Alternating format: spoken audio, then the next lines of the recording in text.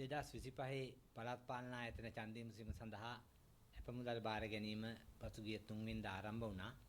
මේ වන විට අදාළ දිස්ත්‍රික් මැතිවරණ කාර්යාලය සහ දිස්ත්‍රික් ලේකම් කාර්යාලවලදී අපමුදල් බාර ගැනීම සිදු වෙමින් පවතිනවා. 19 වෙනිදා මධ්‍යහ්න 12 දක්වා අපමුදල් බාර දීම සිදු කරන්නට පුළුවන්. මේ වන විට පළාත් පාලන ආයතන 40ක් සඳහා පිළිගත් දේශපාලන පක්ෂ 6කින් සහ ස්වාධීන කණ්ඩායම් 19කින් අපමුදල් තැන්පත් කිරීම සිදු කරලා තියෙනවා. ඒ වගේම නාම යෝජනා බාර ගැනීම ලබන 17 වෙනිදා සිට 20 වෙනිදා මධ්‍යහ්න 12 දක්වා දිස්ත්‍රික්ක 25 සියලුම දිස්ත්‍රික් ලේකම් කාර්යාලවලදී සිදු කිරීමට අවශ්‍ය වෙන වැඩපිළිවෙල මේ වන විට යොදා අවසන්. ඒ වගේම තැපැල් ඡන්ද ආයුධම්පත් බාර ගැනීමත් මේ වන විට ආරම්භ වෙලා තියෙනවා. මේ මාසේ 12 වෙනිදා දක්වා තැපැල් ඡන්ද ආයුධම්පත් Tamanගේ ආයතන ප්‍රධානීන් මගින් අදාළ දිස්ත්‍රික්කයේ තේරීම් බාර නිලධාරී වෙත යැවීමට හැකියාව තිබෙනවා. මේ වන විට ලැබී තිබෙන්නේ තැපැල් ඡන්ද ආයුධම්පත් සුළු ප්‍රමාණයක් පමණයි. ඒ නිසා අපි බලාපොරොත්තු වෙනවා ඉදිරි දින කිහිපය තුළ ඒ අදාළ තැපැල් ඡන්ද ආයුධම්කරුවන් තමන්ගේ තැපැල් ඡන්ද ආයුධම්පත් ඒ අදාළ ආයතන ප්‍රධානීන් මගින් කඩිනමින් තේරීම් බාර නිලධාරීන් වෙත යොමු කරනු ඇති කියලා.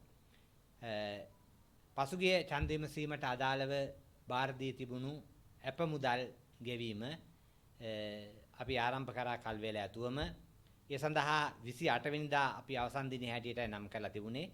කෙසේ වෙතත් මේ දක්වාත් අපමුදල් ආපසු ලබා ගැනීමට ආයදුම් කරලා නැති අයට Taman අපමුදල් තැන්පත් කරපු කුයිතාංශය සහ අපමුදල් ආපසු ඉල්ලීමේ ලිපියක් සමග ඒ අදාළ නාම යෝජනා බාර දුන් ඒ මැතිවරණ කාර්යාලයට එහෙම නැත්නම් ඒ දිස්ත්‍රික් ලේකම් කාර්යාලයේ තේරීම් බාර නිලධාරීට ඉල්ලීම යොමු කිරීමට හැකියාව තිබෙනවා.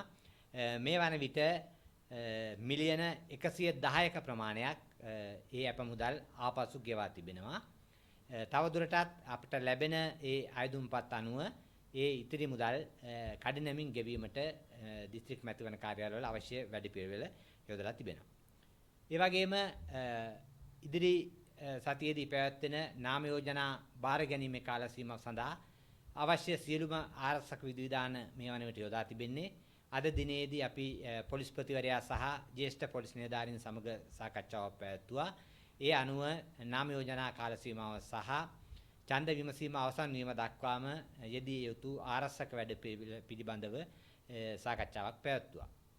ඒ වගේම හෙට දිනේදී රජයේ මුද්‍රණාලයාධිපති සහ තැපැල්පතිවරයා සමග සාකච්ඡාවක් පැවැත්වීමට අදහස් කරනවා. විශේෂයෙන්ම විශාල කාර්යයක් වන සෑම පළාත් පාලන ආයතනයක් සඳහාම වන ඒ ඡන්ද පත්‍රිකා මුද්‍රණය කිරීම විශාල කාර්යයක් මේ වතාවේ. ඒ සම්බන්ධයෙන් අවශ්‍ය වෙන වැඩපිළිවෙල සම්බන්ධයෙන් රජයේ මුද්‍රණාලයාධිපති සමග සාකච්ඡා කිරීමට අපේක්ෂා කරනවා. තැපැල් ඡන්ද බෙදා හැරීම ඒ වගේම නිල ඡන්ද දැන්වීම පත්‍රිකා බෙදා හැරීම සම්බන්ධයෙන් තැපැල්පතිවරයා සමග සාකච්ඡා කිරීමට අපේක්ෂා කරනවා. දැනට සියලුම කටයුතු සංවිධානය කරලා අවසන් නාම යෝජනා බාර ගැනීම සඳහා